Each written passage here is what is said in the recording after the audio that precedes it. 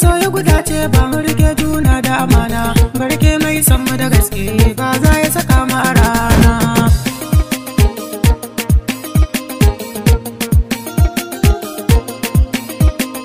Wanda ya so kaka amsa ya gama mako mai mu fahimta, ko da ba ma ra'ayinsa mu sashi cikin inuwar mu ya huta. Kalmar rabuwa da masoyi ke sanya wasu su yi jigata, da na faɗa a gaban kowa san ki nake yi mai suna.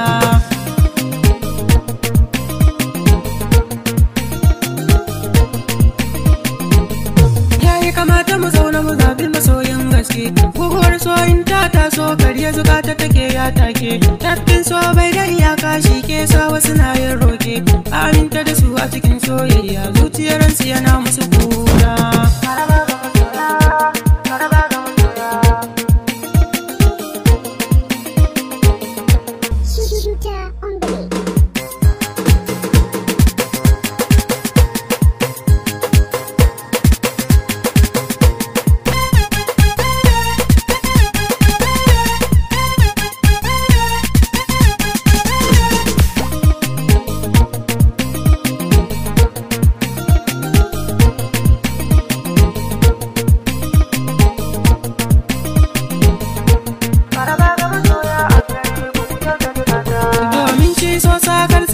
Kamar gizo ke sakarsa, karwashi a taba shi da zafi ya so yake idan ya yi girsa. Asalin ma a duniya so ne ba a furta kalami da wasa, in dai ka fada ka guje ta so za ya saka ta juyayi.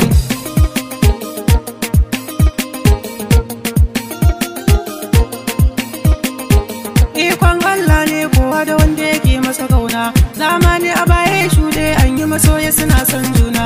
Majanuni na Laila Mukalla so ne sa su suka yi suna, kausa sa kalamin kauna ga masoyi ba za ya yi bulayi.